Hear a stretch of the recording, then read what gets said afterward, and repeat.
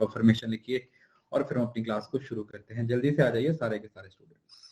Good evening जी, good evening सभी को, good evening.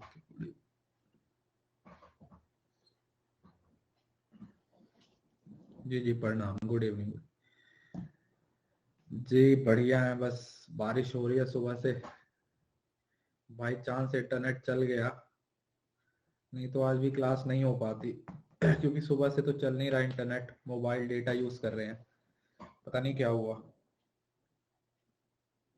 बारिश की वजह से। बहुत बारिश हो रही है, मतलब रात से ही हो रही है, हवा हट ही नहीं रही, मतलब बंद ही नहीं हो रही।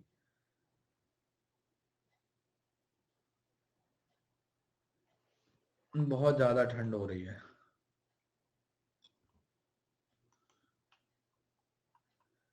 देखिए यार, मैं आपको बताता हूँ, अब इतने सारे क्वेश्चंस हो चुके हैं, मतलब बच्चे ना बिल्कुल सिंपल सिंपल से क्वेश्चन भी भेज रहे हैं। मैंने मेला कि आप बोला कि मुझे मेल पे भेजो, तो बच्चे मतलब 20-20 क्वेश्चन भेज रहे हैं जिसके बारे में खुद को पता भी नहीं है, वो भी ऐसे भेज रहे हैं कि जैसे भाई पता नहीं कितना टाइम है हमारे पास क्वेश्चंस को चेक करने का। ठीक है, 30 शिफ्ट के पेपर, आप खुद सोचिए कि एक टीचर के लिए कितना डिफिकल्ट हो जाता है। बट फिर भी मैंने 4 से 5 क्वेश्चन है वो टेलीग्राम पे शेयर किए हैं, जिसका हमारे पास प्रूफ भी है। ठीक है, जिसका हम मतलब जिसको हम चैलेंज कर सकते हैं कि हाँ, और उसके बारे में मैंने बताया भी है। और दूसरी बात, जो मिस प्रिंटिंग वाली बात है, मिस प्रिंटिंग वाली क्लास है, पॉइंट होता है मिस प्रिंटिंग में। अगर, क्योंकि देखो एक बात समझने की कोशिश करो, इस बात को भी दिमाग में रखा करो कि अगर वो सपोज करो आपने वो चैलेंज नहीं किया, किसी और बच्चे ने, मतलब अब इतने सारे बच्चे यहाँ पर तो नहीं है ना, पता नहीं कौन कहां पर है जो हमसे नहीं पढ़ रहा, खुद से पढ़ रहा है, कहीं और पढ़ रहा है। तो अगर आपको उसमें कोई डाउट लगा होगा तो शायद उसको भी डाउट लगा होगा, तो फिर उन्होंने भी उसको क्या कर दिया होगा, चैलेंज कर दिया होगा। और एक बात और याद रखो, जब कोई भी क्वेश्चन चैलेंज होता है, ठीक है, अगर आप किसी क्वेश्चन को चैलेंज करते हो और चैलेंज करने के बाद अगर वो एक्सेप्ट होता है, ठीक है, अगर सपोज करो वो क्वेश्चन है उसका चैलेंज एक्सेप्ट हो गया, तो ये नहीं है कि जिसने चैलेंज किया सिर्फ उसी को मार्क्स मिलेंगे। अगर वो चैलेंज एक्सेप्ट हुआ तो सबको, एवरीबॉडी जिसने भी वो क्वेश्चन को अटेम्प्ट किया उसको मार्क्स मिलेंगे। बात समझ आई? Is it clear? हाँ, तो ऐसा नहीं सोचते हैं कि भाई अगर मैंने उसको चैलेंज किया तो सिर्फ मुझे ही फायदा मिलेगा, ऐसा नहीं है। अगर वो एक्सेप्ट होता है ना, तो फिर वो पूरी आंसर की चेंज होती है। ठीक है जी, क्या होती है? आंसर की है वो आपकी चेंज होगी, उस आंसर की को क्या कर दिया जाता है, फिर चेंज कर दिया जाता है। जब वो आंसर की आप लोगों की चेंज होगी तो डेफिनेटली आप लोगों को पता है कि अगर आंसर की चेंज हो रही है तो फिर रिवाइज्ड आंसर की आती है और उसके बेसिस पे हम क्या करते हैं, हम उसको सॉल्व कर लेते हैं। ठीक है, उसके बाद मतलब उसके मार्क्स आपको मिल जाते हैं। और दूसरा ये होता है कि कुछ क्वेश्चन ही गलत होते हैं, क्वेश्चन ही गलत होते हैं और उसको ड्रॉप कर दिया जाता है। जब क्वेश्चन को ड्रॉप कर दिया जाएगा, अगर क्वेश्चन ड्रॉप हुआ तब भी सबको मार्क्स मिलेंगे। जब कोई क्वेश्चन ड्रॉप होता है तो उसके भी सभी को मार्क्स मिलते हैं, but only if you have mark that question. अगर आपने उसको मार्क ही नहीं किया ना, अगर आपने उसको मार्क ही नहीं किया ना, फिर नहीं मिलेंगे। ऐसा मत सोचना कि आपने उसको अटेम्प्ट किया नहीं और सोचो कि शायद ये तो सभी को मिल रहे हैं। कोई ऑप्शन तो क्लिक हुई होनी चाहिए ना, ABCD कुछ भी हो, है ना? तो चलिए, अब उसके बारे में तो हम, हमारे पास पेपर आ गए हैं, एक आधे दिन के अंदर हम शुरू करते हैं उनको स्टडी करना, उनका एनालिसिस करना। ये मान के चलो कि 31 से पहले पहले आपका रिजल्ट है वो आता हुआ नजर आ रहा है मुझे, क्योंकि कल लास्ट डे है चैलेंज करने का, कल तक आप चैलेंज कर सकते हो। देखो कट ऑफ मोस्टली डाउन जाएगी, पहले से 2-3-4% तक भी डाउन हो सकती है। सपोज करो अगर पहले आपके सब्जेक्ट में, सपोज करो सभी सब्जेक्ट्स नहीं, कुछ कुछ सब्जेक्ट्स की जो दिसंबर के बाद एग्जाम हुए हैं, या मैनेजमेंट के पेपर से थोड़ा सा पैटर्न चेंज हुआ, उससे पहले जो एग्जाम हुए हैं वो ऑलमोस्ट ठीक थे, मतलब स्टार्टिंग वाले, तो आप मान के चलो कि थोड़ा थोड़ा सा कट ऑफ है वो डाउन जाने के चांसेस है। अब ऐसा देखो सब्जेक्ट वाइज नहीं बता सकता मैं सिर्फ आपको बता रहा हूं कि कट ऑफ डाउन होने के चांसेस है। ठीक है, चलिए कोई नहीं, अभी उसके बारे में नहीं सोचते हैं, हम अपना आगे बढ़ते हैं। 3 से 4% मान के चलो,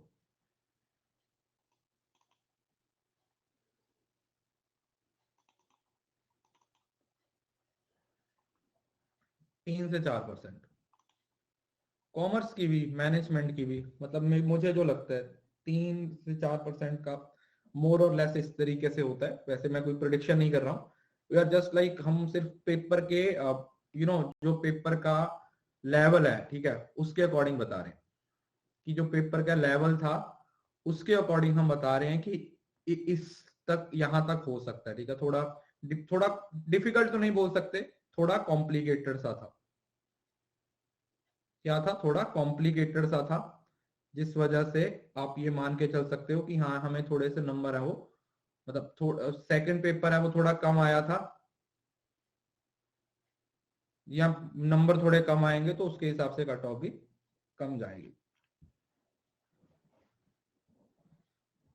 जी आज लास्ट क्लास है, चलिए शुरू करते हैं। तो देखिए, सबसे पहला तो एक चीज जो मैं आप लोगों को पहले भी बताया था, फिर से बता रहा हूं दोबारा, जो प्रमाण की टाइप्स है, प्लीज बातें बंद अब। प्रमाण की जो टाइप्स है,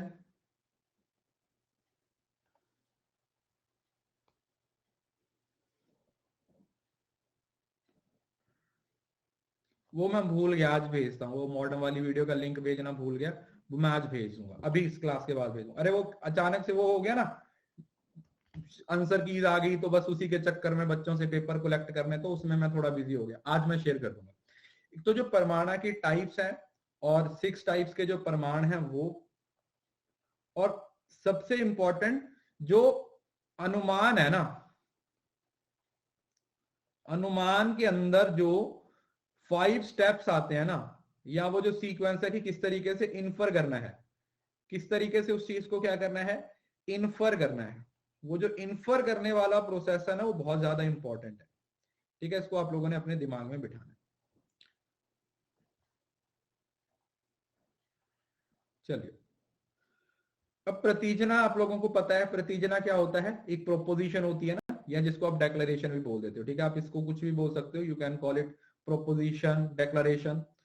तो जिसको आप प्रूव करना चाहते हो, और हेतु क्या है उसका? रीजन, उसका कॉज, उसका हेतु क्या होता है? रीजन होता है। और उदाहरणा को दृष्टांत भी बोला जाता है, ठीक है। ये हमने पहली क्लास में भी पढ़ा था कि जो दृष्टांत है वो दोनों तरीकों के लिए होती है, दोनों लोगों के लिए होती है, चाहे वो इंटेलिजेंट हो चाहे वो मूर्ख हो। ये भी पढ़ा था ना। ये देखो, दृष्टांत मतलब में एक बुद्धिमान पुरुष, जो बुद्धिमान होता है उनके लिए भी होती है एग्जाम्पल्स, और जो मूर्ख पुरुष होता है, मूर्ख प्राणी होता है, उसके लिए भी होती है। तो यहां पर जो उदाहरण दी जाती है वो एक यूनिवर्सल दी जाती है। यहां पर महानसा की एक उदाहरण दी गई है। महानसा का मतलब यहां पर क्या हुआ? किचन। ये जो महानसा है, इस महानसा का मतलब क्या हो गया? किचन। देन आता उपान्याय। उपान्याय के अंदर आप लोगों को मैंने 2 चीजें पढ़ाई थी। एक तो व्याप्ति विशिष्ट था। व्याप्ति 3 रिलेशन बताए थे। व्याप्ति मिडल और मेजर के बीच में जो रिलेशन रहता है, ठीक है जी, मिडल और मेजर के बीच में जो रिलेशन रहता है। पक्ष धर्माता मिडल और माइनर के बीच में, मिडल और माइनर के बीच में रहता है। और जो लास्ट में रहता है, माइनर और मेजर के बीच में जो रिलेशन आ जाता है, उसको क्या बोल दिया जाता था? उसको क्या नाम दिया था? प्रमारिश। याद है? परमारिश। उसको प्रमारिश का क्या दिया गया था? नाम दिया गया था। तो 3 रिलेशन है जो आप लोगों ने याद रखने हैं, जिसको बेस बना के क्वेश्चन पूछा जाता है। देन आता है निगमन। निगमना का मतलब क्या होता है? प्रतिजना को क्या किया जाता है? एस्टेब्लिश किया जाता है। हेतु, दृष्टांत और उपान्याय, इस स्थापना, इसको स्थापना का नाम भी दिया जाता है, इसको निगमना का नाम भी दिया जाता है, ठीक है जी। तो ये कुछ 3 हमारे 5 हमारी टर्म्स थी।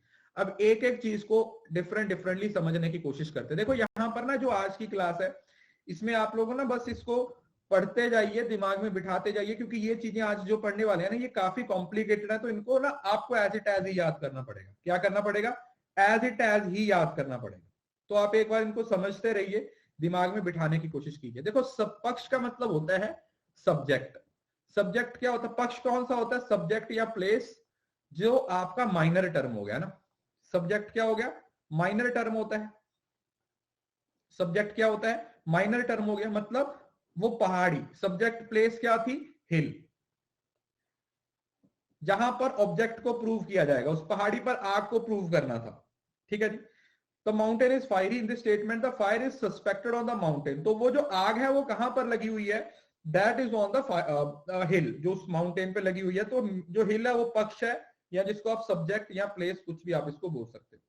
तो पक्ष आपका दो तरीके से हो सकता है, एक होता है सपक्ष और एक होता है विपक्ष। नाम से ही पता चलता है, सपक्ष का मतलब द प्लेस वेयर पक्ष डेफिनेटली एग्जिस्ट, जहां पर आपका जो पक्ष है एक ऐसी जगह जहां पर डेफिनेटली एग्जिस्ट करेगा ही करेगा। जैसे किचन है, where the fire definitely exist, मतलब कि आपको पता है कि फायर है, मतलब रसोई है, वहां पर आग होगी ही होगी। और विपक्ष का मतलब है जहां पर कभी भी आपकी जो नेगेटिव हो गया, मतलब जिसमें एब्सेंस, जैसे लेक, लेक में तो आग नहीं लग सकती ना, लेक में तो आग नहीं लग सकती। तो विपक्ष का मतलब अगेंस्ट, तो पॉजिटिव टर्म है तो उसके लिए सपक्ष का इस्तेमाल किया जाएगा, सपक्ष वर्ड को यूज करेंगे। और अगर नेगेटिव वर्ड है तो उसके लिए आप विपक्ष का इस्तेमाल करोगे, सपक्ष और विपक्ष।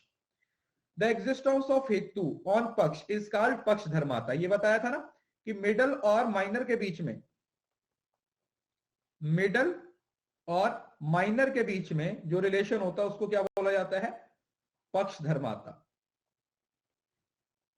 पक्ष धर्माता। ठीक है जी, ये हो गया। तो ये भी आपका पेपर में पूछा गया था, राइट, ये भी आपका पेपर में पूछा गया था। और एक बात मैं आपको और बता देता हूं, क्योंकि देखिए इस बार जो हमारे पेपर हुए हैं ना उसमें नई टाइप के क्वेश्चन पूछे गए हैं। तो आप ये मान के चलो कि जो हमारी स्पेशल क्लासेस होंगी ना आगे, ठीक है, क्योंकि देखो अब जो यूनिट्स हो चुकी हैं अब उनको तो अपडेट करना पॉसिबल नहीं है फिलहाल के लिए, जब तक वो दोबारा नहीं आएंगी। बट जो हमारी नई यूनिट्स आएंगी उसको हम अपडेट करेंगे उसके अकॉर्डिंग, और हम सारे पेपर्स को ना स्पेशल की हेल्प से डिस्कस करेंगे। ठीक है, सो आपने कोई क्लास मिस नहीं करनी है, क्योंकि आपको सारे पेपर्स प्रोवाइड किए जाएंगे यहीं पर। ठीक है, तो आप लोगों को मोस्ट प्रोबेबली मैक्सिमम एक वीक दीजिए, ठीक है, एक हफ्ते का टाइम दीजिए। एक हफ्ते के अंदर 7-8 पेपर का काम है वो मैं कर लूंगा। उसके बाद थोड़ा थोड़ा डेली बेसिस पे 20-25 क्वेश्चन डिस्कस करेंगे, और 1.5 से 2 महीने के अंदर हम सारा जो हमारा जितना भी कंटेंट है उसको कवर कर लेंगे। ठीक है, उससे आपको थोड़ा आइडिया हो जाएगा ना कि अच्छा यार ये वाला टॉपिक भी आया, तो आप थोड़ा सा सेल्फ स्टडी करके खुद से भी चीजों को सर्च करके ऐड कर सकते हैं। स्पेशल की टाइमिंग फिक्स कर देंगे। मेरे दिमाग में तो जो है कि यहाँ तो स्पेशल की टाइमिंग ना रात को 8 से 9 फिक्स कर दी जाए। ठीक है, कि जो स्पेशल क्लास है ना उसकी टाइमिंग रात को 8 बजे से 9 बजे तक की फिक्स कर दी जाए, ताकि सब लोग काम वाम निपटा के अपना बड़े आराम से 8 से 9 बजे तक क्लास ले सके। 1 घंटे की क्लास बड़े आराम से हो सकती है। ठीक है जी, बाकी देखेंगे जैसा भी होगा। उसके बाद था साध्या। साध्या क्या था, ऑब्जेक्ट। ऑब्जेक्ट कहां, यहां पर क्या होती है, मेजर टर्म। साध्या कौन सी थी, मेजर टर्म क्या थी, जो आग लगी हुई थी ना, जो आग की बात हो रही थी, जो फायर की बात हो रही थी। The presence of existence of an object which has to be proved, जिसको प्रूव करने की बात है। तो ये क्या है, fire exist on the mountain, here fire is sadhya. यहां पर जो आग है उसको क्या है, वो किसका नाम, दैट इज साध्या, जिसको हमने प्रूव करना है, जिसको हमने क्या करना है बेटा, प्रूव करना है, राइट। उसके बाद आता है हेतु। हेतु के बारे में तो सब लोगों को पता है हेतु क्या होता है। Hetu is nothing, hetu is reason with which knowledge the existence, दोनों के बीच में जो रिलेशन क्रिएट करता है। भावना बेटा मैं इसको अलग से पढ़ाता हूं, वैसे ये लॉजिक रीजनिंग का ही पार्ट है, अदरवाइज लॉजिक रीजनिंग का कोर्स काफी लंबा हो जाता है। इस वजह से हम इसको दो अलग अलग पार्ट्स में क्या करते हैं, डिवाइड कर देते हैं।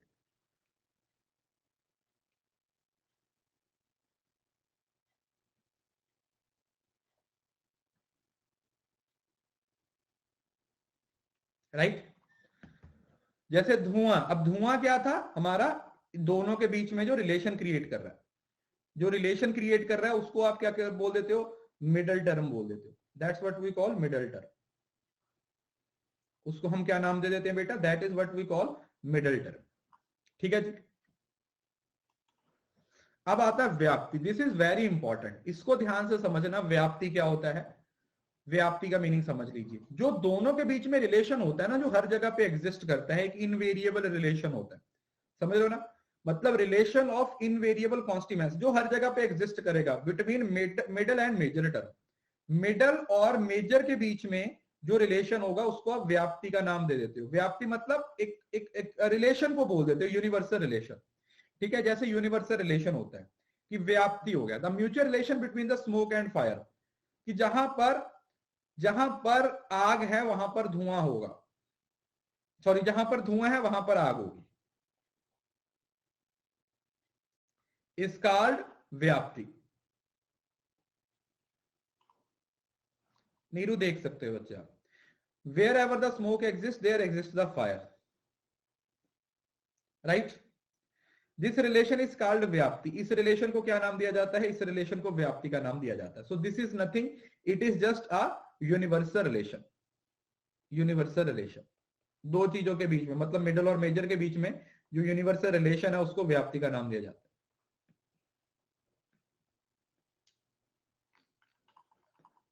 अरे बेटे आरसी की पीडीएफ हिंदी में भी है यार, जाके चेक तो करो। एक पेज पे इंग्लिश में दिया हुआ है और दूसरे पेज पे हिंदी में दिया हुआ है, चेक कीजिए पीडीएफ को। जहां तक मुझे याद है दोनों में है वो।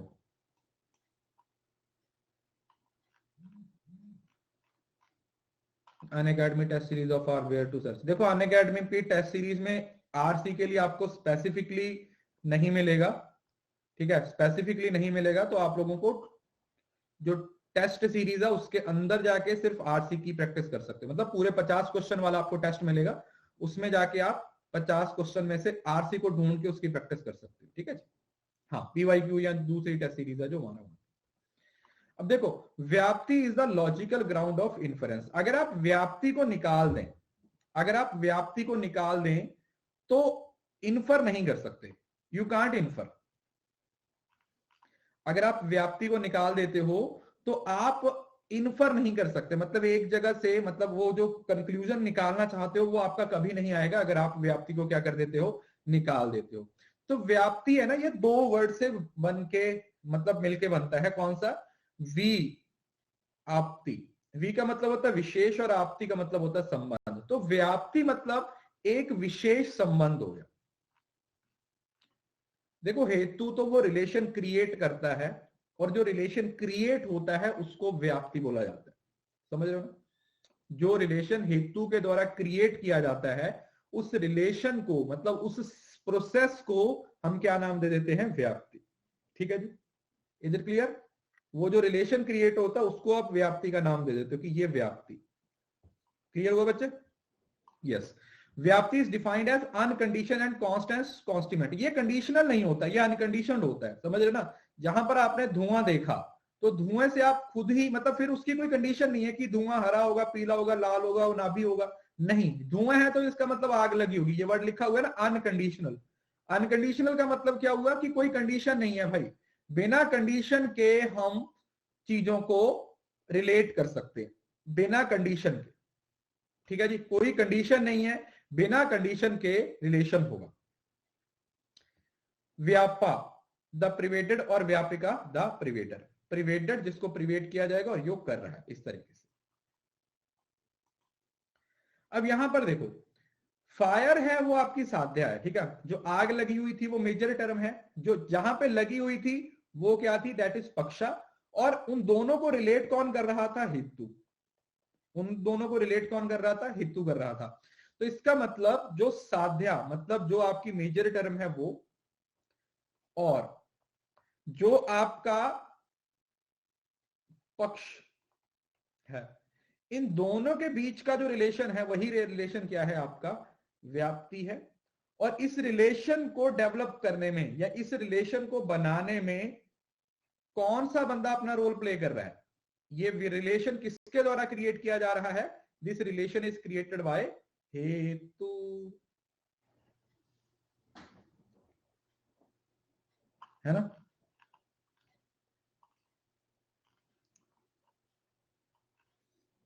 ठीक है ना? ये तो हेतु होता है ना। हमारे क्लास में एक हमारी क्लासमेट थी और मेरा एक दोस्त था।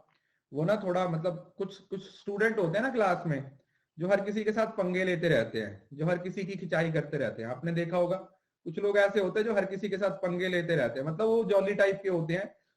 कोई भी आ रहा है उनके सामने मजाक करते रहते हैं ना। तो वो हमारे ही ग्रुप में था, तो हमारी क्लासमेट थी, एमकॉम की बात है। उसका नाम भी नीतू था। तो इसको कभी नीतू नहीं बोलता था। जैसे अपन हेतु को बोलते हैं ना, तो नीतू को हमेशा वैसे बोला था, नीतू। मतलब पंजाबी में बोलो नीतू का मतलब किसी को बुलाना ना, नीतू ऐसे करके ना, मतलब किसी को बुलाते हैं तू, और नी मतलब नीतू ऐसे करके। तो वो जब भी बुलाता था ना, नीतू ऐसे करके बुलाते, उसके कोल मतलब उसके बिल्कुल पास में खड़ी हुई होती थी, फिर भी वो हमेशा ऐसे बोलता था, नीतू। तो वहां से मेरे दिमाग में ये आइडिया आया था हे तू को बुलाने का, ठीक है, क्योंकि वो इस तरीके से बुलाता था।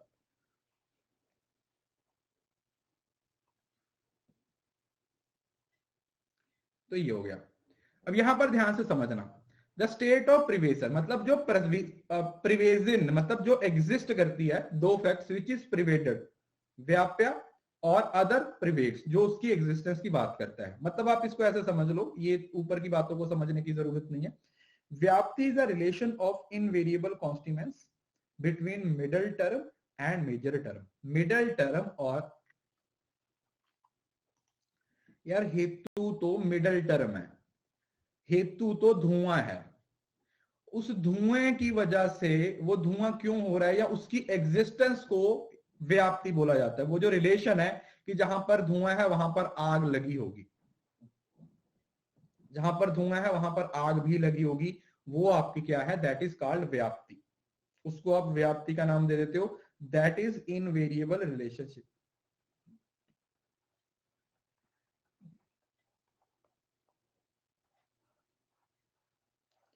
इनवेरिएबल रिलेशनशिप, ठीक है जी। यहां पर ना एक वर्ड है नियत सहचार्य, इस ये हिंदी का वर्ड है, ठीक है, इसको थोड़ा सा ध्यान से समझना। नियत सहचार्य और रिलेशन ऑफ कॉन्स्टेंट्स कॉन्स्टिट्यूएंट्स वही लिखा हुआ है। अब यहां पर इसको तोड़ के रखा गया है, अनुपादिक संबंध। आप इसको समझने की कोशिश करो, ध्यान से सुना, इस चीज को दिमाग में बिठाने की कोशिश करो। नियत का मतलब होता है कांस्टेंट, है ना। जैसे बोलते हैं ना नियति, नियति मतलब जो आपकी एक रूटीन होती है, ऐसे बोलते हैं ना कि ये नियति का, नियति में लिखा हुआ था ऐसा होना, ऐसे करके, है ना, नियति में लिखा हुआ था ऐसे। सर किचन में स्मोक कैसे, कुकिंग गैस तो स्मोकलेस होती। अरे भाई गैस सिलेंडर की बात नहीं हो रही है, चूल्हे की बात हो रही है, पुराने टाइम का कंसेप्ट है, तो धुएं की बात हो रही है। मतलब आप किचन में हो तो ऐसा तो नहीं, वो धुआं दिखेगा नहीं बट आपको रियलाइज तो होगा ना, यस और नो। अगर आप किचन में जाओगे तो ऐसा तो नहीं है कि आप अपने बेडरूम में आ रहे हो, आपको ये फील तो होगा ना कि तुम किचन में आए हो, या तुम्हें ऐसे ही लगता है कि नहीं मैं तो अपने रूम में घूम रहा हूं। ऐसा तो नहीं होता ना जब आप उसमें जाओगे। नहीं नहीं, वैलिड क्वेश्चन है, क्वेश्चन गलत नहीं है, सिर्फ उसको मैं समझाना चाहता हूं कि आप लोगों को वो चीज समझ आ जाए। किचन में जाते हो ना, जब आपकी मम्मी मम्मी वहां पर कोई काम कर रही होती है, तो आप अचानक से किचन में जाओ तो आपको फील होता है ना, आपको रियलाइज होता है कि अच्छा यार यहाँ पे कुछ घुटन सी महसूस हो रही है ना, वो धुआं सा आ रहा है, ठीक है जी। नियत का मतलब कांस्टेंट, और सहचार्य का मतलब सह सह सह संबंध जैसे होते हैं ना, तो कॉन्स्टिट्यूएंट्स और को एग्जिस्टेंस, दो दो चीजें जो एक साथ एग्जिस्ट करती हैं। अनुपादिक, अनुपादिक का मतलब वो रिलेशन जिसपे कोई कंडीशन नहीं है, ठीक है जी, जो अनकंडीशनल है। और सार्वभौमिक का मतलब होता है यूनिवर्सल, हर जगह पर जो एग्जिस्ट करता है। समझ आया। तो यहां पर नियत सहचार्य अनुपादिक सार्वभौमिक का मतलब क्या हुआ कि इसको मतलब तोड़ मरोड़ के इसके एक एक वर्ड का मीनिंग समझा दिया। नियत का मतलब हुआ कांस्टेंट, सहचार्य का मतलब कोएग्जिस्टेंस, अनुपादिक का मतलब विदाउट कंडीशन, और सार्वभौमिक का मतलब हो गया यूनिवर्सल। सहचार्य का मतलब कोएग्जिस्ट, मतलब आग और धुआं एक साथ एग्जिस्ट करेंगे, ठीक है जी। आग और धुआं है वो एक साथ एग्जिस्ट करेंगे, उसकी बात हो रही है, ठीक है जी। आग और धुआं एक साथ एग्जिस्ट कर रहे हैं, ये उसकी बात हो रही है, साथ साथ।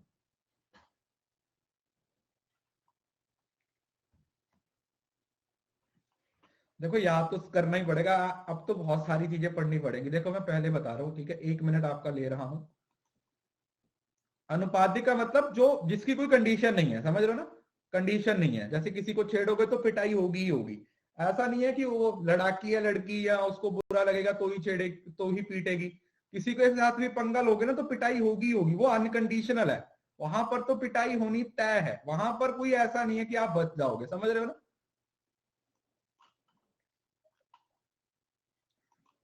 ठीक है जी, मतलब विदाउट कंडीशन, समझ रहे हो ना। जैसे धुआं है, अब और धुआं कैसे होगा, मेरे को एक बात बताओ, क्या कोई और तरीका है धुआं बनाने का? मतलब नॉर्मली अगर आप इस चीज को देखो तो धुआं तभी होगा अगर वहां पे आग लगी होगी, समझ रहे हो ना। सो दिस इज समथिंग की कोई कंडीशन नहीं है, दिस इज नॉट कंडीशनल, ये कंडीशनल नहीं है। ठीक है बच्चे, चलिए अभी 1 मिनट आप लोगों का लेता हूं।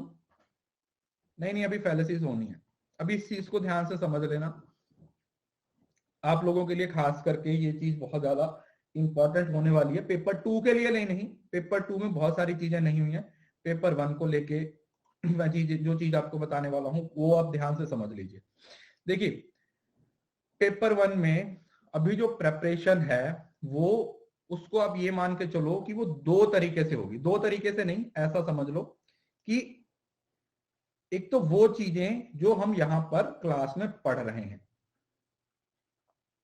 जो आप क्लास में पढ़ाई कर रहे हो ये वाली, और दूसरी वो चीज जो आप लोगों के अभी पेपर्स हुए हैं। तो मैं आपको एक बात बता रहा हूं, ये जो पेपर हुए हैं ना अप्रोक्सीमेटली 29 शिफ्ट हुई हैं, और उसमें आप मान के चलो 29 शिफ्ट हुई हैं बेटा, तो 29 शिफ्ट में कितने क्वेश्चन होंगे, थोड़ा सा आप दिमाग लगाओ, कितने क्वेश्चन हुए होंगे, लगाएगा कोई लॉजिक? इतना टाइम, अच्छा लग गया लग गया लग गया, 1450 क्वेश्चन यहां पर आप लोगों को आए हैं, 1450 क्वेश्चन आपको यहां पर आए हैं, समझ रहे हो ना।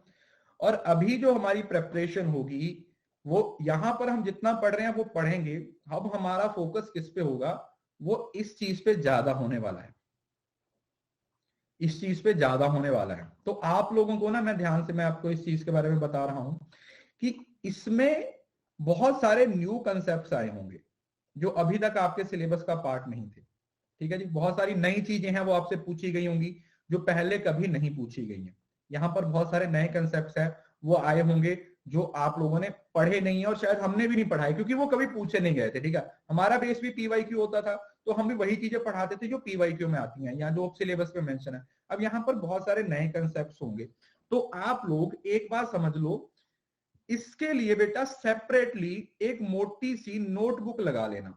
ठीक है, मतलब एक अलग ही कॉपी, मतलब वो आपके उस कॉपी को सिर्फ तभी खोलना है जब हम ये वाली क्लास शुरू करेंगे, समझ रहे हो ना।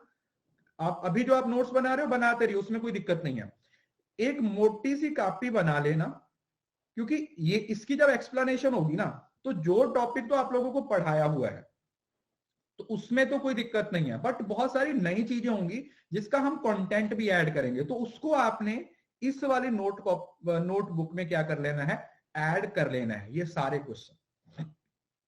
ठीक है, ताकि नेक्स्ट टाइम से आपको आइडिया रहे कि भाई ये वाली वो नोटबुक है जिसमें सारी नई चीजें हैं। ये क्या है, ये सारी नई वाली चीजें हैं, ये वाली इस बार पूछी गई हैं। ठीक है, तो इस वजह से प्लीज इस चीज को बिल्कुल लाइटली मत लीजिएगा। मैं फिर से बता रहा हूं, इस बार एनटीए ने अपना असली रूप दिखा दिया, असली रूप दिखा नहीं दिया, उन्होंने ये बता दिया है कि भाई तुक्के वाले तो हमें बिल्कुल नहीं चाहिए जो तुक्का मार के आएंगे। इस बार वही क्राउड चाहिए जो एक्चुअली में मेहनत करेगा, जो एक्चुअली में इस एग्जाम को क्रैक करके बच्चों को पढ़ाने की क्षमता रखता है। पेपर आप लोगों को हिंदी और इंग्लिश दोनों में मिलेंगे, टेंशन मत लीजिए, क्योंकि इस बार तो पेपर वैसे ही आपका हिंदी और इंग्लिश में आया था। देखो आप, ऐसा नहीं है कि पेपर बहुत हार्ड था, फिर भी कोई भी पेपर ऐसा नहीं था, मैं आप लोगों को बता रहा हूं, कट ऑफ भी उसके अकॉर्डिंग बाहर जाती है, थोड़ी कम होती है। आप ये मान के चलो कि 35, ज्यादा नहीं तो 35 क्वेश्चन आपके सही होने के चांसेस थे। कोई एक पेपर भी ऐसा नहीं था जिसमें आप 35 क्वेश्चन से कम अटेम्प्ट करते हैं या आपके इतने कम नंबर आते अगर आपने अच्छे से पढ़ाई की। ठीक है जी, बट ये मैं सिर्फ आप लोगों को इस वजह से बताया कि आप लोग अभी से थोड़ा ध्यान दीजिए, ठीक है। 2-4 दिन के अंदर हम ये सारा काम है वो करना शुरू कर देंगे। जैसे ही फाइनल आंसर की आएगी तब तक हम क्वेश्चन पेपर टाइप करवा रहे हैं आप लोगों के लिए। तो ये प्लीज ये क्लासेस भी उतनी ही इंपॉर्टेंट होने वाली हैं जितनी आपकी सिलेबस की, ठीक है। चलिए एक सेकंड, हैंड रेज आप एंड में कीजिएगा, पहले मुझे इस टॉपिक को खत्म करने दीजिए। बेटा हिंदी में नोट्स नहीं होते हैं, हिंदी में सिर्फ मैं एक्सप्लेनेशन देता हूं आप लोगों को, ठीक है। हिंदी में सिर्फ एक्सप्लेनेशन होती है, हिंदी में नोट्स नहीं होते मेरे, ठीक है। अब यहां पर एक बहुत ही इंपॉर्टेंट कंसेप्ट है जो आप लोगों ने समझना है। जो व्याप्ति होती है ना, जो रिलेशनशिप होता है वो दो तरीके का होता है। इससे क्वेश्चन पूछा गया था इस बार, मतलब आज ही किसी बच्चे ने मुझे ये भेजा था, सामान्य व्याप्ति और असमव्याप्ति। देखो सम, जहां पर वर्ड आता है ना सम, सम का मतलब आप क्या समझते हो? अगर मैं हिंदी के हिसाब से पूछूं, सम सम सम सम सम सम वर्ड से क्या अंडरस्टैंड करते हो? सम का मतलब सेम, वो SUM वाला नहीं है। सम का मतलब होता है सेम सा, समापवर्तन, सामान्य, कॉमन, एक जैसा।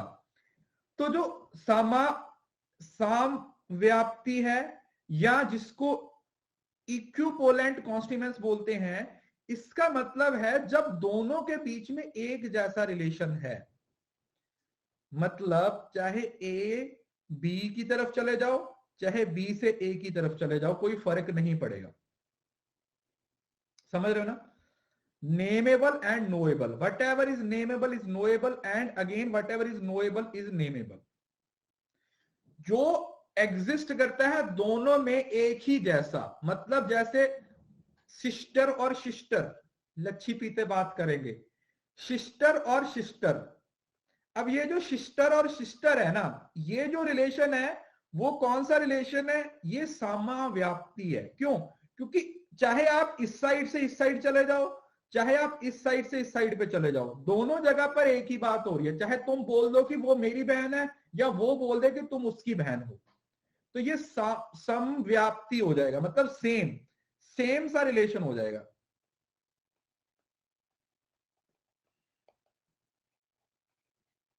ये क्या हो जाएगा? This is what we call same relation, कि भाई ये जो रिलेशन है वो एकदम से सेम टू सेम है, ठीक है जी, सेम टू सेम हो जाएगा। और जो असमव्याप्ति है, इसका मतलब क्या हुआ कि एक साइड से दूसरी साइड पे जा सकते हो, दूसरी साइड से इस साइड नहीं आ सकते। जैसे तुम ब्रदर और सिस्टर की एग्जांपल लेते हो, तुम ये तो बोल सकते हो कि ब्रदर से सिस्टर तक जा सकते हो, बट सेम रिलेशन में सिस्टर से ब्रदर तक नहीं आ सकते। समझ रहे हो ना? जैसे देखो, फॉर एग्जाम्पल वी में infer fire from the smoke but not smoke from the fire. Exactly, तुम धुएं से बता सकते हो कि आग होगी, बट आग से धुआं होगा ये कंफर्म नहीं है। यस और नो? यस और नो? वो दूसरा जो पिघलाने वाली आग होती है उससे तो धुआं भी नहीं निकलता। अगर आप किसी वो गए हो, किसी वर्कशॉप वगैरह में गए हो, वहां पर आप लोगों ने देखा होगा जो वो जो फायर से निकलती है ना एकदम इतनी गरम गरम सी आयरन वाली, तो वहां पर तो वो चीज नहीं होती, वहां पर तो वो चीज एग्जिस्ट नहीं करती आयरन फैक्ट्री में। तो इसका मतलब क्या हुआ कि मैं स्मोक को, मतलब धुएं को देख के ये तो बोल सकता हूं कि यहां पर फायर होगी, एक साइड का रिलेशन तो क्लियर है, बट फायर को देख के ये बोलो कि धुआं होगा, that is wrong. That is wrong. बात समझ में आई? That is wrong. इसका मतलब क्या हुआ? दिस इज असमव्याप्ति, मतलब कि दोनों साइड का रिलेशन एग्जिस्ट नहीं करता, सिर्फ और सिर्फ एक साइड का रिलेशन एग्जिस्ट करता है। सिर्फ एक साइड का रिलेशन एग्जिस्ट करता है, दोनों साइड का रिलेशन एग्जिस्ट नहीं करता।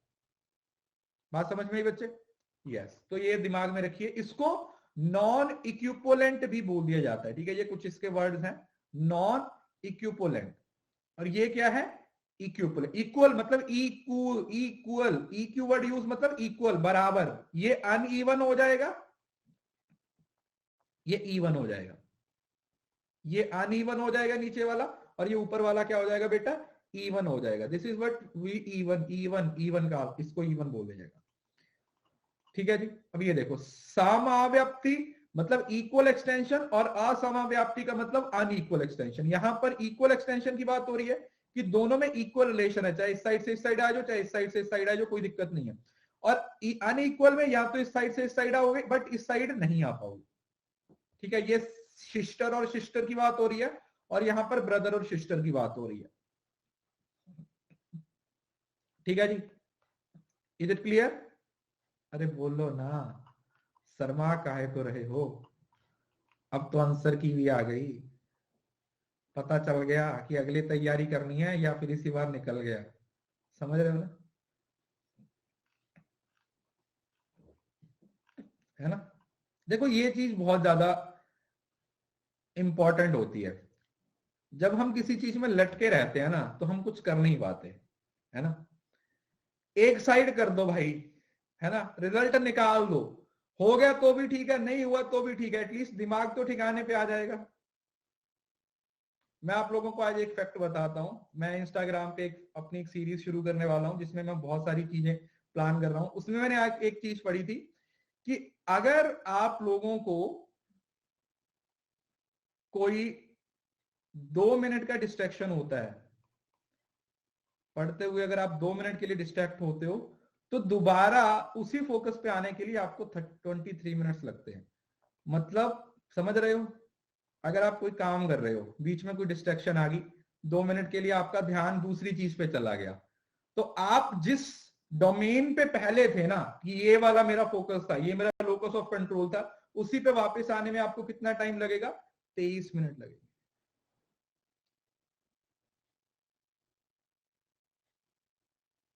समझ रहे हो ना?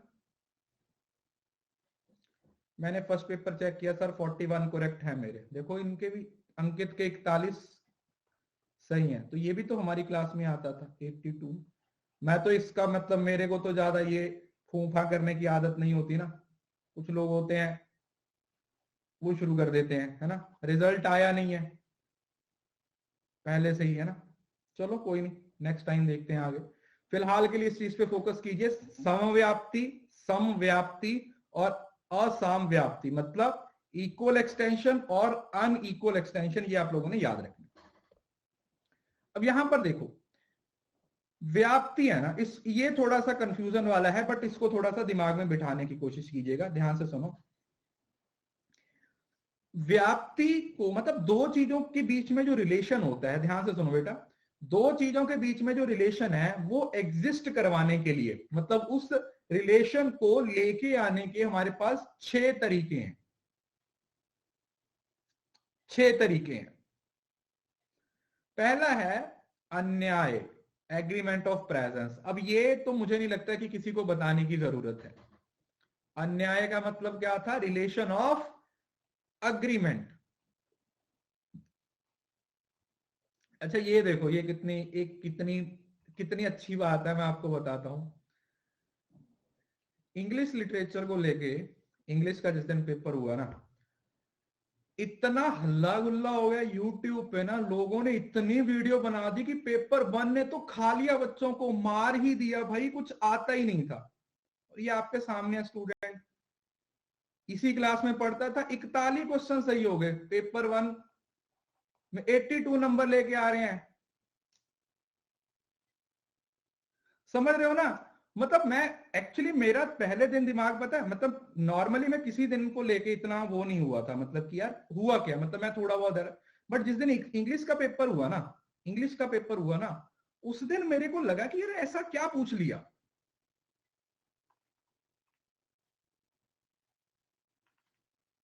कि ऐसा क्या पूछ लिया कि लोगों ने पेपर 1 को ये बोल दिया कि ऐसा है, फलाना है, ढिमकाना है। उनकी वीडियो के नीचे लोग जाके हमारे ही नाम लिख रहे हैं कि तलवीर सर का पढ़ाया हुआ तो सब कुछ आ गया था। हमारी फ्री में एडवर्टाइजिंग हो रही है उन वीडियोस पे। भाई सही है, चलो करो करो, वर्ड टू माउथ एडवर्टाइजिंग हो रही है अच्छे तरीके से, है ना। चलिए, तो देखो जहां पर भी बेटा वर्ड आ गया अन्याय, अन्य, इसका मतलब होता है हमेशा प्रेजेंस। ठीक है, ये कहीं पर भी आ जाए, आपने इस चीज को दिमाग में बिठा लीजिए। प्रेजेंस मतलब पॉजिटिव, जो चीज एग्जिस्ट करती है। यस और नो? जब प्रेजेंस, दो चीजों की प्रेजेंस से आप कोई रिलेशन क्रिएट करते हो, वो है अन्याय, एग्रीमेंट ऑफ प्रेजेंस। देन आता है वेत्रेका, वेत्रेकी, बताया था ना, तेरा की। तेरा की क्या मतलब क्या था? एब्सेंट, नेगेटिव, वो मिल्स वाला मेथड पढ़ाया था ना कि आप अपनी फैमिली के साथ खाने के लिए गए हो तो वहां पर आपने क्या खाया, वो वाले कि एब्सेंट।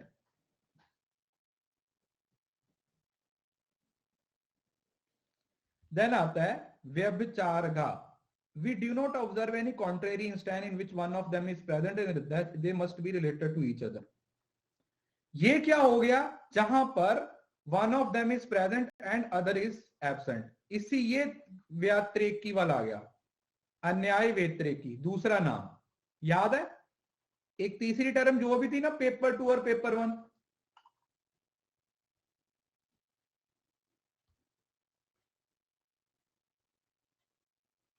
यस और नो, याद है?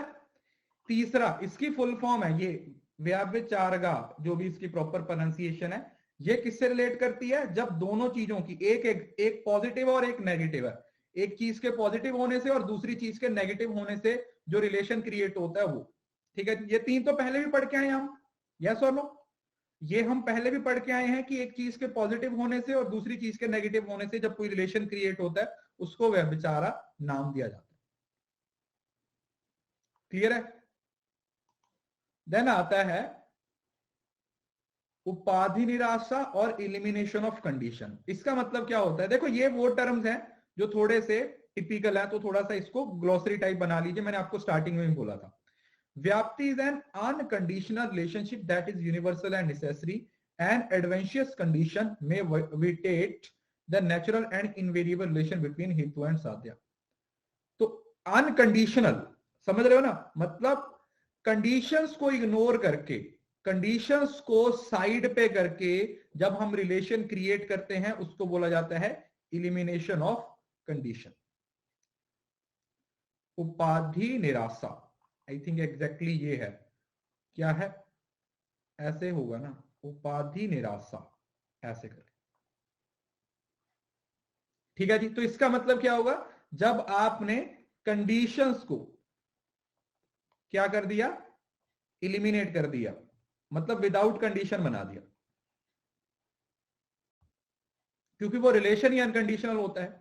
समझ लो ना, अगर वहां पे कोई कंडीशन होगी दो चीजों के बीच में और आपने उस कंडीशन को हटाया और उसके बाद जो आप लोगों के सामने वर्ड आया वो आपका क्या हो जाएगा, दैट इज उपाधि निराशा। मतलब दो चीजों के बीच में रिलेशन इस वजह से एग्जिस्ट नहीं हो रहा था क्योंकि वहां पर एक रिलेशन था। समझ रहे हो ना, जैसे ये है, इफ यू से I will marry you if you have government job। अब ये क्या है कि मैं तेरे साथ तभी शादी करूंगी अगर तेरी गवर्नमेंट जॉब है, क्योंकि आजकल ये बहुत है ना। तो ये जो यहां पर है इफ वाला, ये कंडीशन है। अभी मैं कल आपको प्रोपोजिशन और कंजम्पटिव वाले पढ़ाऊंगा ना, तो वो भी पढ़ेंगे। तो ये इस कंडीशन को अगर हटा दिया जाए ना तो यहां पर बात ऐसे ही बन जाएगी, आई विल मैरी यू। तो इस तरीके से जब आप कंडीशंस को इलिमिनेट कर देते हो, कंडीशन को इलिमिनेट कर देते हो बेटा, तो क्या बनता है, उपाधि निराशा। देन आता है तर्क। तर्क तो हाइपोथेटिकल रीजनिंग बोल सकते हो।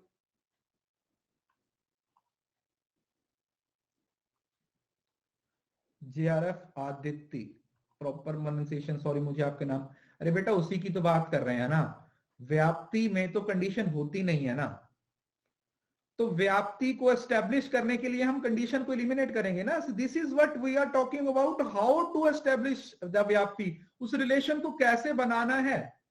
यही तो हमारा मेन टॉपिक है ना, कि उस रिलेशन को कैसे एग्जिस्ट करवाना है। तो उस रिलेशन को एग्जिस्ट करवाने के लिए हम क्या करेंगे, हम वहां पर जितनी भी कंडीशंस होंगी उनको क्या कर देंगे, उनको हटा देंगे, है ना। चलो उसके बाद तर्क is an indirect method to get the व्याप्ति। All the method mentioned above are direct method. Rationalisation is the process of thinking of something in a logic way to establish a व्याप्ति। तर्क का मतलब होता है आप लॉजिकली क्या करते हो, सोच रहे हो, मतलब आप हाइपोथेटिकल, मतलब आप माइंड से इनडायरेक्ट तरीके से रिलेशन क्रिएट करने की कोशिश कर रहे हो। What you are trying to do, you are trying to establish the relation in a indirect. अभी तक जितने भी मेथड आप लोगों ने पढ़े वो सारे डायरेक्ट थे, दे ऑल आर डायरेक्ट। यहां पर आप रैशनल तरीके से, हाइपोथेटिकल वे से, लॉजिकली तरीके से आप रिलेशन एग्जिस्ट करवाने की कोशिश करते हो। सामान्य लक्षण प्रत्यय is extra ordinary, they maintain when they perceive an individual case, we also perceive all actual possible instance of proofs। जब आप स्पेसिफिक टू जनरल लेवल तक जाते हो, समझ रहे हो ना। सामान्य लका प्रत्यक, इसका मतलब क्या हुआ कि जब आपके पास एक जनरल स्टेटमेंट थी, मतलब आप इसको ऐसे याद रखो, ये इंडक्टिव इन नेचर है। ये क्या है? This is inductive in nature. ये क्या है बेटा? This is inductive in nature. यहां पर इंडक्टिव चीजों को कंसीडर किया जाता है कि किसी एक चीज जो पर्टिकुलर थी उससे आपने सारी चीजों को क्या कर दिया? फाइंड आउट कर लिया कि अच्छा यार ये इस तरीके से होगा, ये इस तरीके से। ठीक है, सो दैट्स योर सामान्य। तो 6 है, मैं आपको मेन पॉइंट्स फिर से समझा देता हूं। अन्याय का मतलब था पॉजिटिव सब्सटेंस, जहां पर एग्जिस्टेंस की बात हो रही है, एग्रीमेंट की बात हो रही है। देन आया था व्यतिरेक का, एब्सेंस की बात हो रही थी। यहां पर आया था व्यभिचार का, जिसको आप अन्याय व्यतिरेकी का भी नाम दिया था, जिसमें पॉजिटिव और नेगेटिव दोनों आए थे। उसके बाद आया था उपाधिनिष्ठ, जिसमें आप कंडीशंस को क्या करते हो? रिमूव करते हो। देन आता तर्क, जिसको आप हाइपोथेटिकल रीजनिंग बोल देते हो, ये आप लोगों का एक इनडायरेक्ट मेथड होता है। और देन आता है सामान्य लका प्रत्यय का, दैट इज समथिंग जहां पर आप स्पेसिफिक टू जनरल लेवल तक जाने की कोशिश करते हो, जहां पर आप स्पेसिफिक टू जनरल लेवल के जाने की कोशिश करते हो। मैंने आपको इस यूनिट को शुरू होते ही एक बात बोली थी कि आप लोग इंडियन लॉजिक के लिए स्पेसिफिकली एक पेज पे या 2 पेजेस पे ग्लॉसरी जरूर लिख लीजिएगा मेन चीजों की, ठीक है, ताकि मतलब सभी का 2-3 कीवर्ड होते हैं ना हर वर्ड के, क्योंकि ये थोड़े टिपिकल वर्ड है। तो अगर आप एक ग्लॉसरी टाइप बना लोगे ना तो आपको याद करने में आसान हो जाएगा। ठीक है, क्लास खत्म होने के बाद आप देखो कि कितने नए वर्ड हैं वो आप लोगों को आज सीखने को मिले हैं, और उसको आप क्या करोगे? उसको आप नोट डाउन करोगे।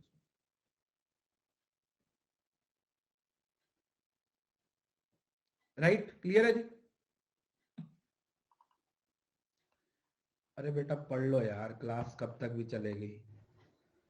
देखो कंफ्यूजिंग, अब देखो इंडियन लॉजिक है ही कंफ्यूजन। मैंने आपको स्टार्टिंग में बोला था आप इसको खुद से बुक से पढ़ के देख लो, 5 मिनट के बाद किताब बंद कर दोगे। मैं तो फिर भी कोशिश कर रहा हूं आपको नए नए तरीकों से अलग अलग रियल लाइफ एग्जांपल दे के आपको रिलेट करने की, ताकि एटलीस्ट 50% तो आप लोगों को क्लास में याद हो जाए।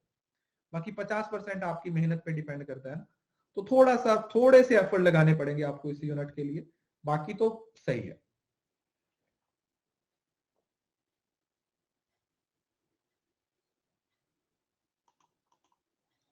अब आया था दृष्टांत, ये बताया था उदाहरण, है ना, दृष्टांत था उदाहरण। To bring the knowledge of an object citing another object, बताया था ना। जो उदाहरण दी जाती है वो कौन सी दी जाती है? उदाहरण यूनिवर्सल दी जाती थी, है ना। जैसे आप वो पंच न्याय सिलोजिज्म में उदाहरण किसकी दी जा रही थी? किचन की उदाहरण दी जा रही थी। हम किसकी उदाहरण दे रहे थे? हम तो किचन की उदाहरण दे रहे थे, जबकि हम प्रूफ क्या करना चाहते थे? हम पहाड़ी पे आग को प्रूफ करना चाहते थे। बट जो हम उदाहरण दे रहे थे वो महानसा की दे रहे थे। महानसा मतलब वो किचन की उदाहरण दे रहे थे। तो अब ये उदाहरण होती है ना, पंच न्याय व्यापक और परारथ अनुमान। ठीक है, परारथ के लिए अब दोनों की जरूरत होती है। तो 2 टाइप की है, सधर्मा और व्यधर्मा। अन्यायी दृष्टांत, द महानसा इज सधर्मा, और व्यात्रेका या वैधर्म्य, मतलब वही आ गया भाई। यहां पर पॉजिटिव एग्जिस्टेंस की जब दी जा रही है तो पॉजिटिव हो गया, नेगेटिव की दी जा रही है मतलब एक किसी चीज की एग्जिस्टेंस नहीं है तो उसमें। जैसे सिंपल सी बात है, अगर मैं बोलूं कि आग को मैं रिलेट करूं, किचन में है आग, तो इसका मतलब क्या हुआ कि ये सधर्मा की बात हो रही है, पॉजिटिव की बात हो रही है। अगर मैं आग की एग्जांपल के साथ पौंड की बात कर रहा हूं, मैं छप्पड़ की बात कर रहा हूं, तो वो नेगेटिव हो जाएगा कि भाई छप्पड़ में तो कहां से आग होगी, पौंड में थोड़ी आग लगी होगी। समझ रहे हो ना?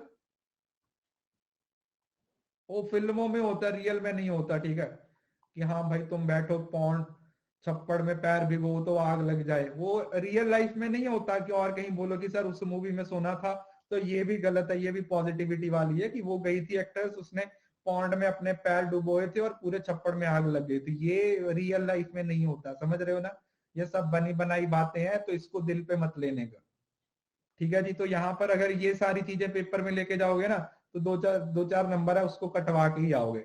सो इस वजह से बी श्योर कि आप इसको थोड़ा ध्यान से समझें। हाँ, वो मीका वाली सावन में लगेगी नहीं आग, तुम्हारे करियर में लग जाएगी, पहले बता रहा हूं। तो फिल्मों से बाहर आओ और रियल लाइफ में जीने की कोशिश करो। तो सधर्मा और वैधर्मा, मतलब सधर्मा वही अन्यायी वाला पॉजिटिव, और वैधर्मा वाला मतलब जो नेगेटिव चीज की बात हो रही है। ठीक है, हम we are talking about negative relation. ठीक है जी। उसके बाद व्याप्ति, तो ये तो पहले भी पढ़ा दिया आप लोगों को, है ना? कौन कौन सी थी?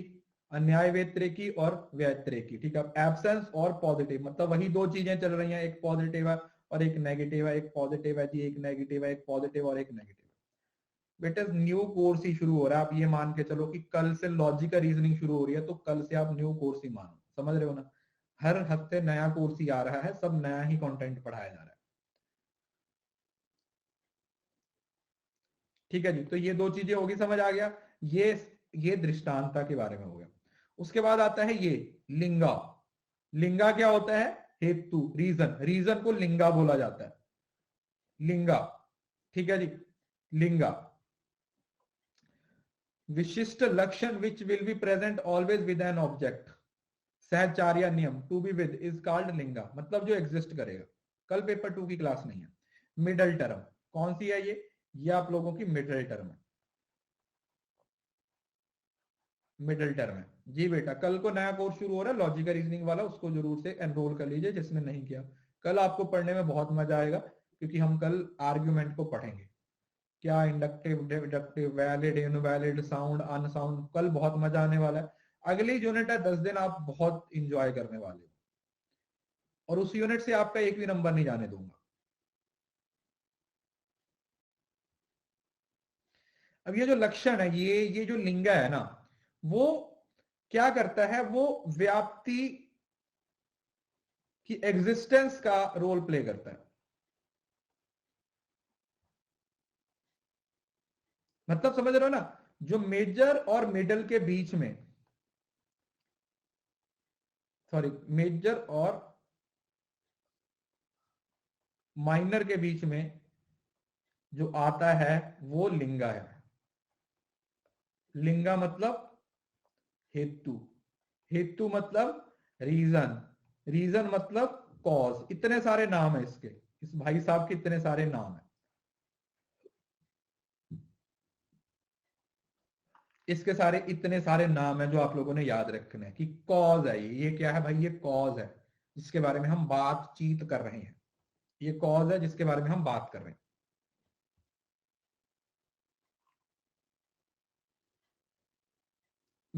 माइनर और मेजर तो बेटा पहले वाला ही है ना। मेजर क्या था? फायर। फायर क्या है? मेजर। और माइनर क्या है? हिल, मतलब आप बोल सकते हो, और क्या था? माउंटेन बोल सकते हो, माउंटेन। अब आग लगी हुई है पहाड़ी पे, ये कौन बताएगा? ये कौन बताएगा? हेतु, धुआं। हेतु से ही पता चलेगा ना कि वहां पर उस पहाड़ी पे क्या लगी हुई है? आग लगी हुई है। हेतु ही बताएगा कि वहां पर क्या लगी हुई है? आग लगी हुई है। ठीक है जी, चलिए।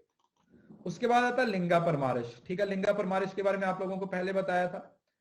मिडल टर्म मेजर टर्म के साथ। ठीक है, जो मिडल और मेजर के बीच में रिलेशन होता है, मिडल प्लस मेजर, वो लिंगा परमारिश। तीनों के अलग अलग 3 नाम मैंने आप लोगों को पिछली क्लास में एक स्लाइड पे लिख के दिए थे, अगर आप लोगों को याद होगा।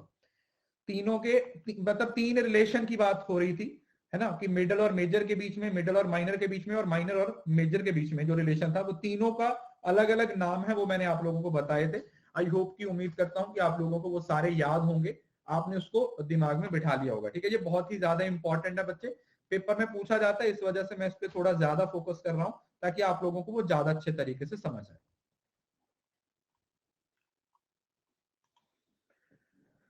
अब लिंगा भी कितने टाइप का है भाई? वही 3 टाइप का है। ये आपका पीछा नहीं छोड़ने वाला। केवल अन्यायी मतलब यहां पर पॉजिटिव होगा। देन आता है केवल व्यतिरेकी, जहां पर नेगेटिविटी की बात की जा रही है। समझ रहे हो ना? इन वर्ड को बस दिमाग में रखो, अपनी वोकैबुलरी में, अपनी ग्लोसरी में इसको ऐड कर लो।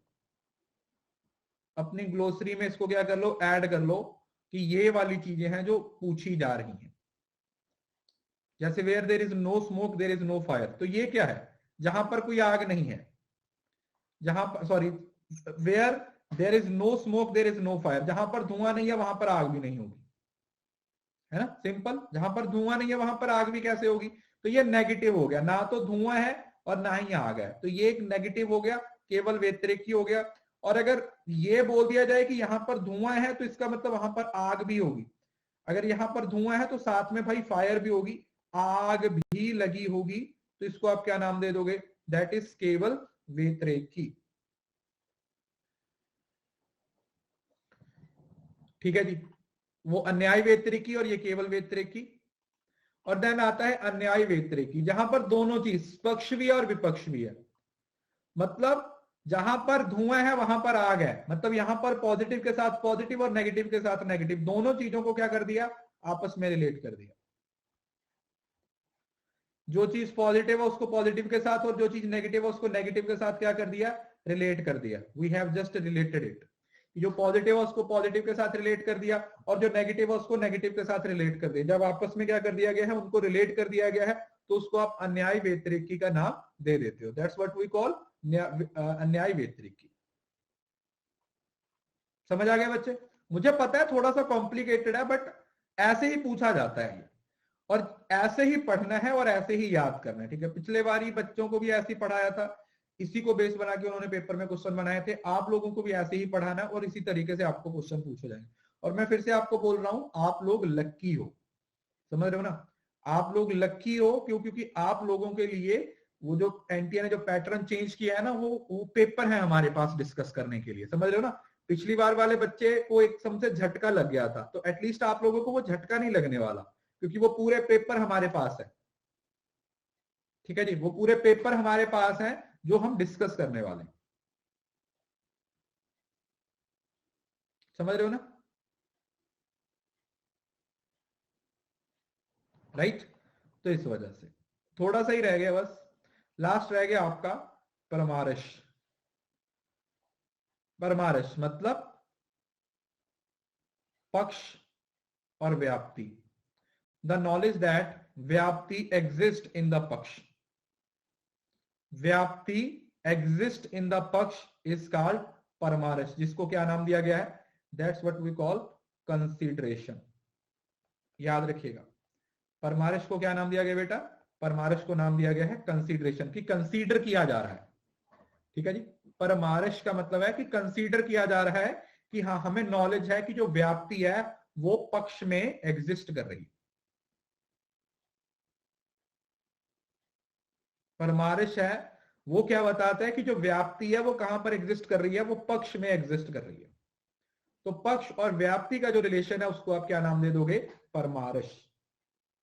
ठीक है जी, इज इट क्लियर? तो ये तीन चीजें हैं। पक्ष का मतलब होता है सब्जेक्ट, दूसरा साध्या का मतलब होता है प्रूफ टू बी रीच, मतलब साध्या जो लॉजिक देता है, और सॉरी जो मेजर टर्म होती है। और देन आता है हेतु, जो उसका रीजन बताएगा कि अच्छा इसके बीच में ये रीजन भी है, यहां पर क्या है? ये एक रीजन भी है। These three are the main component of inference, devoid of the no अनुमान exist। मतलब अगर इन तीनों में से कोई एक चीज भी मिस होगी तो आप अनुमान नहीं लगा पाओगे। समझ रहे हो ना? अगर आप बोलोगे सर मेजर और माइनर होंगे, मिडल नहीं चलेगा, तो अनुमान लगा सकते हो? नो। अगर आप बोलोगे कि सर ऐसे करते हैं मेजर को निकाल दो, तो भी नहीं लगा सकते, मिडल को निकाल दो तो भी नहीं। तो इसका मतलब क्या हुआ कि हमें तीनों चीजों की जरूरत पड़ेगी, चाहे वो फिर मिडल टर्म हो, मिडल टर्म हो, चाहे वो मेजर टर्म हो, चाहे वो माइनर टर्म हो। तीनों टर्म्स को सामने रखते हुए, तीनों टर्म्स को सामने रखते हुए हम अनुमान लगा सकते हैं। तीनों टर्म्स को सामने रखते हुए ही हम क्या कर पाएंगे? We can infer. हम तभी इन्फर कर पाएंगे, हम तभी अनुमान लगा पाएंगे अगर हमारे पास ये तीनों टर्म्स होंगी। कोई इसमें से एक भी मिस हो गई तो आप अनुमान नहीं लगा पाओगे।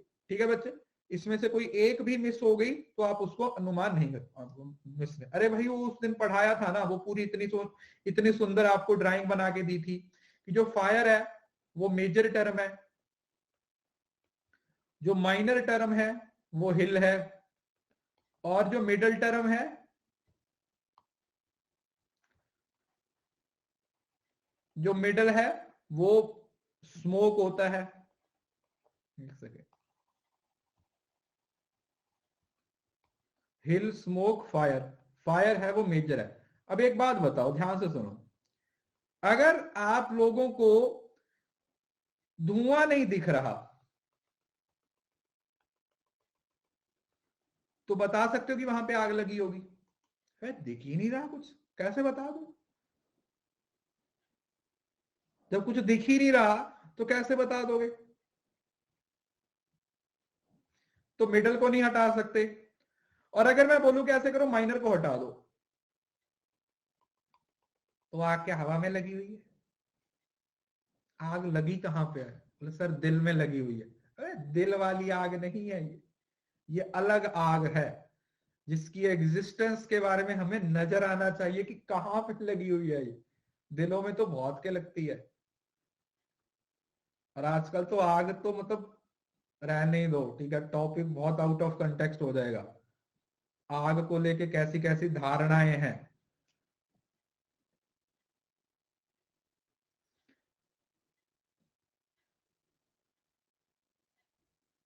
है ना? तो आग एक खतरनाक टर्म है जिसको ध्यान से पढ़ना है। तो आग अगर पता ही नहीं है भाई, पहाड़ी नहीं है, तो कैसे वो लगी हुई है, वो लगी हवा में धुआं निकल रहा है यार, आग नहीं लगी हुई। तो उड़ने वाली आग लगी हुई है क्या? पंख लगे हुए हैं आग के जो हवा में उड़ रही हैं? नहीं ना। और देन अगर आग ही नहीं है, आप बोलो आग ही निकाल दो, धुआं कहां से निकल रहा है?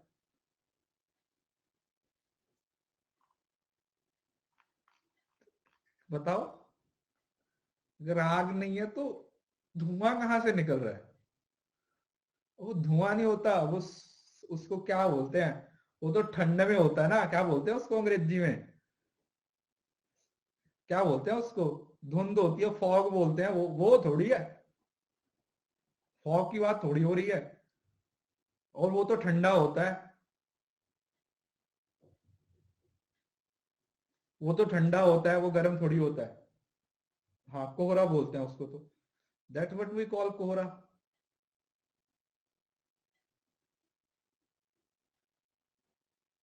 समझ रहे हो ना?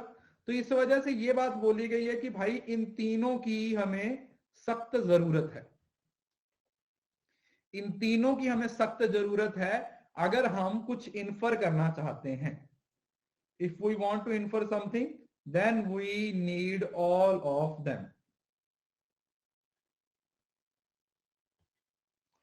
Then we need all of them. तीनों रहेंगे तो बात बनेगी, अगर तीनों में से कोई एक भी मिस हो गया तो आप कुछ भी इन्फर नहीं कर पाओगे, तो आप कुछ भी इन्फर नहीं कर पाओगे। You can't infer anything.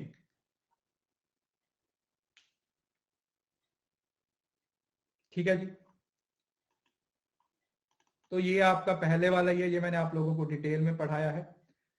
ये पांचों चीजों को हमने पता नहीं कितनी बार पढ़ लिया। पक्ष होता है, ये भी हो गया आपका। उसके बाद आता है हेत्वाभास। देखो ये फैलेसीज मैं आपको अभी नहीं करवाऊंगा, क्योंकि हमारे पास लॉजिकल रीजनिंग में ऑलरेडी फैलेसीज हैं, तो मैं वहां पे ही करवाऊंगा। ठीक है, हमारे पास टोटल 3 तरीके की फैलेसीज हैं, मैं आपको बता देता हूं। अगर मैं फैलेसी को डिवाइड करूं तो हमारे पास 3 तरीके की फैलेसीज है। एक है आप लोगों की इन्फ्रेंस की फैलेसीज, इन्फ्रेंस की फैलेसीज जो कि आप लोगों को कहां पे देखने को मिलती हैं? इंडियन लॉजिक में। और ये बहुत ही ज्यादा इंपॉर्टेंट टॉपिक है, ठीक है, इसको बिल्कुल भी लाइटली नहीं लेना। एक होती है आप लोगों की फॉर्मल फैलेसीज, फॉर्मल फैलेसीज होती है आपकी स्ट्रक्चर की फैलेसीज। अभी आपको नहीं पता होगा कि स्ट्रक्चर क्या होता है, कल मैं आपको अगली क्लास में जब हम इस टॉपिक को शुरू करेंगे तब बताऊंगा। और एक होती है आपकी इनफॉर्मल फैलेसी। जो इनफॉर्मल फैलेसीज होती हैं वो आप लोगों की कौन सी फैलेसीज होती हैं? वो होती है आप लोगों की कंटेंट की फैलेसीज।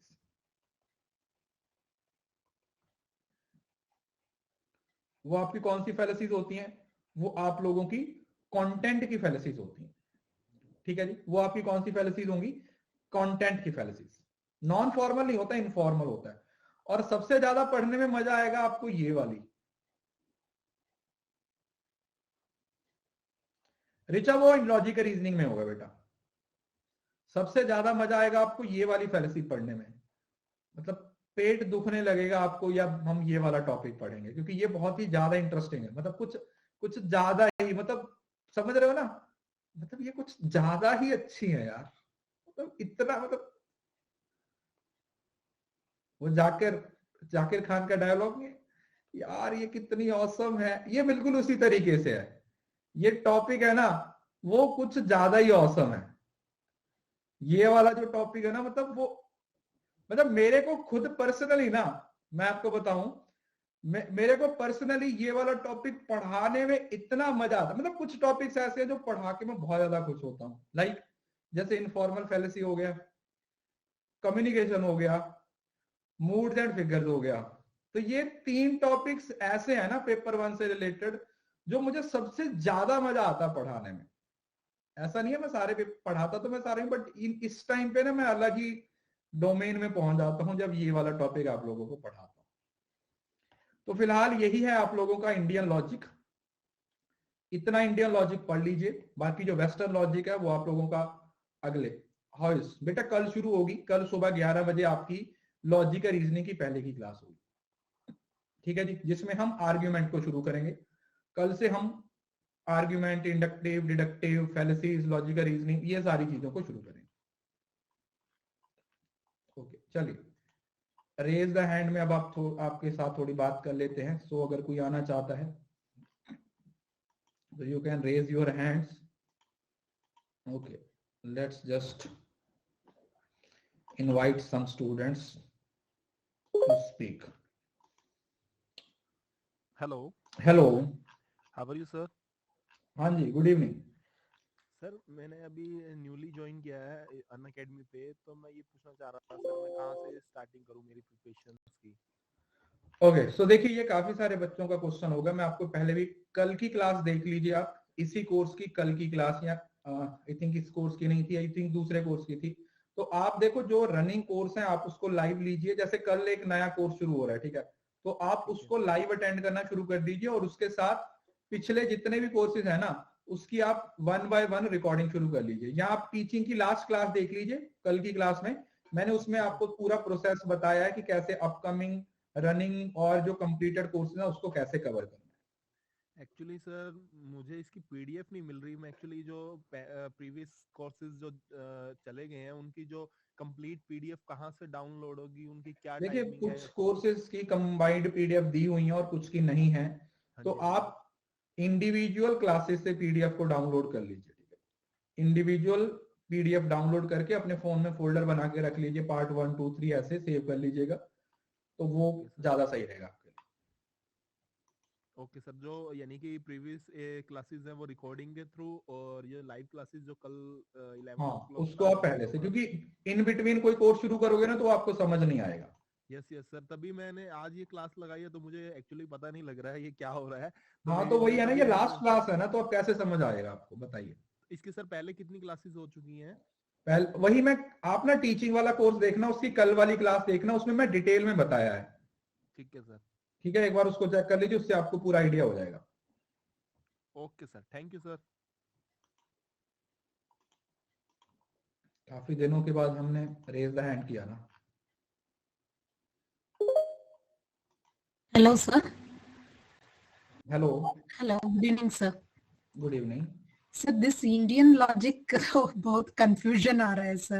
I am seeing your YouTube videos so that you will be explaining the like short words and also that I can remember well. So, but actually, sorry to interrupt, आपको ना इंडियन लॉजिक की मेरी एक marathon class भी मिल जाएगी YouTube पे। yeah, I watched, sir. हाँ, तो उसको जरूर से देख लीजिएगा, उससे क्या हो जाएगा आपका रिवीजन हो जाएगा, और उसमें क्योंकि बोर्ड पे होता है तो थोड़ा वो ज्यादा इफेक्टिव लगता है कई बार। Yes, तो yes. आप उसके साथ नोट्स को ऐड कर लीजिए। बाकी हम और भी चीजें करते रहेंगे, थोड़ा एफर्ट करने पड़ेंगे इस यूनिट को लेके स्पेसिफिकली, बट हो जाएगा। Sir, what about this PVQ regarding this Indian logic, sir? Like how the questions will be, how they are going to ask in the exams, sir? Don't worry, I will be solving all the questions. Just wait for a little more time. I will be discussing all the questions related to all the units, not only Indian logic, but with respect to all the 10 units, right? So Yeah. just try to cover all the concepts, because once you cover all the concepts, only then you can solve the MCQ.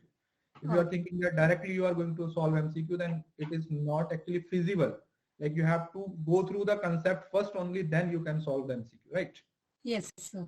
And Wait. all your examples regarding the particular concepts and all, that will be easy to remember, sir.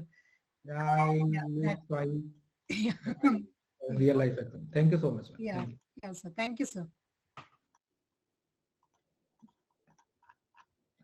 NTA के form बेटा अभी तो result ही नहीं आया।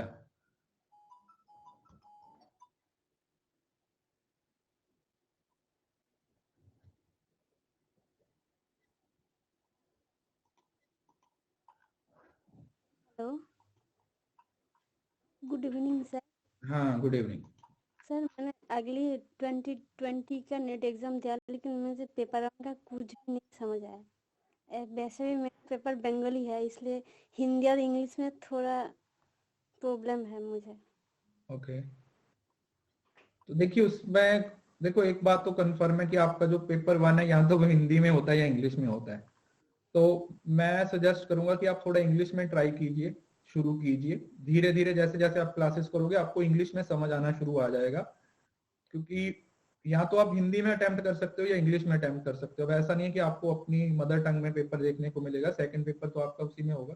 First paper में आपको दोनों में से जो आपको थोड़ा ज्यादा इजी लगता है आप उसमें अटेम्प्ट कीजिए, उसके अकॉर्डिंग पढ़ने की कोशिश कीजिए, और एक एक करके सारी चीजों को कवर कीजिए, हो जाएगा, टेंशन नहीं है। क्योंकि पहले भी बहुत सारे बच्चे हैं जो आए तो हिंदी मीडियम से थे, बट बाद में उनको इंग्लिश मीडियम से सारी चीजें समझ आनी शुरू हो गई है, कोई उनको दिक्कत नहीं है। ठीक है सर। ठीक ठीक।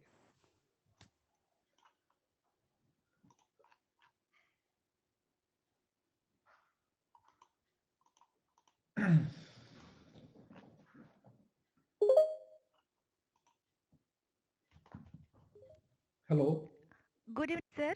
Myself good Smriti evening. Mondal, sir, from West जी Bengal.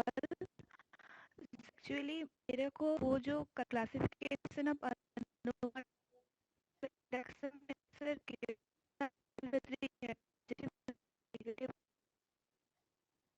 सर मुझे कुछ भी समझ नहीं आ रहा, आपके नेटवर्क की वजह से ना आपकी आवाज कट रही है।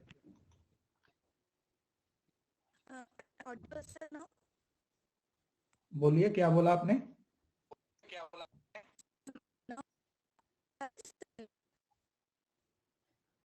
M not able to understand, सुना ही नहीं दे रहा। मे बी आपका नेटवर्क इशू होगा।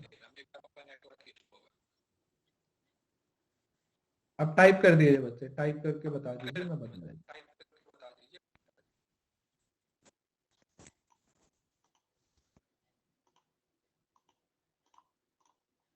Okay, one more.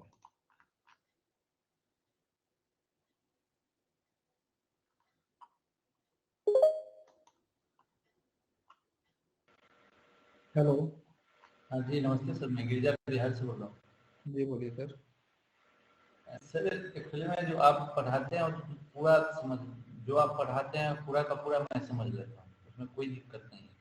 लेकिन जब रिवीजन का समय होता है, मैं पीडीएफ से करता हूँ, तो सारा का सारा इंग्लिश रहता है। तो उसका सर अगर कोई आपके माध्यम से कोई हिंदी अगर सेम का सेम मिल सकता है, जब ये आप सजेस्ट कर सकते हैं तो सर ऐसा देखिए हिंदी में तो देखो मेरे एंड से तो मैंने आपको पहले बताया, हिंदी में मुझे खुद प्रॉब्लम आती है, क्योंकि मैं एक सोल्यूशन आप लोगों को दे सकता हूँ। अगर हिंदी मीडियम में आपको जैसे पेपर वन की, उसमें आपको थोड़ी इन्वेस्टमेंट करनी पड़ेगी। जैसे जो पेपर वन की क्लास पेपर वन है ना, उसकी पियर्सन की एक हिंदी मीडियम की बुक भी आती है। ठीक है, लास्ट टाइम पे आप देखते थे बुक बच्चे, उन्होंने हिंदी मीडियम वाली वो क्लास ले रखी थी, तो वो मेरी क्लास के बाद में जब रिवाइज करते थे ना, तब उस बुक को भी साथ में खोल लेते थे। केवीएस मदान सर की बुक है वो, पेपर 1 की, तो उससे उनको थोड़ी हेल्प हो जाती थी। ठीक है, क्योंकि उसमें वो सारी चीजों को हिंदी में एक्सप्लेन किया हुआ है, तो वहां से आपको हेल्प जरूर हो जाएगी। केवीएस मदन सर का है क्या? हाँ, उनकी हिंदी में बुक है, वो आप ले सकते हैं। ठीक है, और मेरे एंड से तो फिलहाल कुछ पॉसिबल नहीं है ऐसा, बट हाँ, मैं ये आपको सजेस्ट कर सकता हूँ, इससे आप थोड़ा हेल्प कर सकते हैं। जी ओके सर। दूसरा क्वेश्चन ये था सर, जैसे सर नेट करने के बाद पीएचडी अगर करना होगा तो वो कैसे होगा सर? वो भी हो जाएगा, पहले आप नेट की तैयारी कीजिए, उसके बारे में अलग से सेशन लेंगे, वो एक डिटेल सेशन होगा। तो फिलहाल आप अपने पढ़ाई पे ध्यान दीजिए, पहले नेट क्लियर करिए, उसके बाद ही आगे हो सकता है जो भी। ओके, थैंक यू सर मुझे अनुमान की क्लासिफिकेशन में इंडक्शन के पॉजिटिव और नेगेटिव वाले रिलेशन से मिले, तो ये पॉजिटिव और नेगेटिव यहाँ पर ही बताया था ना, ये वही तो टर्म्स चल रही हैं बेटा। ये देखो, आप उस क्लास को दोबारा देखिए, ये चीजें हैं जो वर्ड मैंने, यही देखो, यही तो था वो। केवल अन्यायी का मतलब पॉजिटिव होता है, केवल व्यतिरेकी का मतलब नेगेटिव होता है, और अन्यायी व्यतिरेकी का मतलब पॉजिटिव और नेगेटिव दोनों होता है। बस इसी को बेस बना के पेपर में क्वेश्चन पूछा जाता है। ठीक है, ठीक, चलिए। तो कल शाम को, कल सुबह 11 बजे हमारा न्यू कोर्स शुरू हो रहा है बेटा, एलआर का। तो जिन्होंने एनरोल नहीं किया है प्लीज एनरोल कर लीजिए। शायद आपने एनरोल नहीं किया, इस वजह से वो आपको प्लानर में नजर नहीं आ रहा होगा, तो आप उसको जाके एनरोल कर लीजिए, फिर वो 11 बजे की क्लास में आप लोगों को मिलते हैं। ठीक है जी, चलिए, thank you so much, God bless you all. इसी तरीके से पढ़ते रहिए, इसी तरीके से मेहनत करते रहिए, जेआरएफ जरूर क्लियर होगा, बस कंसिस्टेंसी बनाए रखिए, एफर्ट्स करते रहिए और 100% देते रहिए। कल कॉमर्स की क्लास नहीं है, कल सिर्फ एक ही क्लास होगी। बाय।